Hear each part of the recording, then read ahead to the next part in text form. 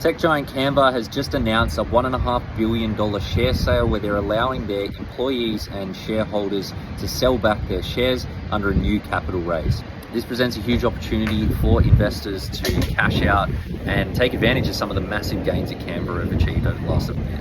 Now, this isn't new for Canva. They've been offering their employees the ability to cash out on their shareholdings for a number of years as they've been raising more capital because their investors are keen to get their hands on as much Canva stock as possible. And with the growth rate that they've been seeing, it's no surprises why.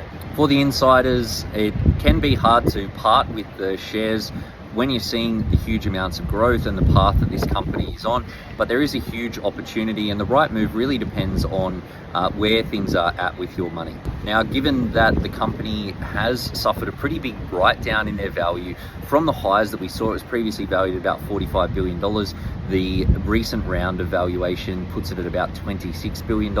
It's on a massive growth path, but there is some downside, and I still recall conversations with some of their employees that had pretty big shareholdings were going to cash out when that 40 bill valuation was around. A lot of them were pretty reluctant to exit at that time. Now, a lot of them did to some level, and some took out the maximum amount they could. I can tell you when the share price was massively written down and there was no further share sales for the next couple of years, they were pretty happy with that decision. Shows the power of dollar cost investing and dollar cost divesting as well. Now, dollar cost investing is when you put small amounts of money into the share market over time, so you've got a smoother average price. If you're looking to exit an investment, a dollar cost exiting can be just as effective.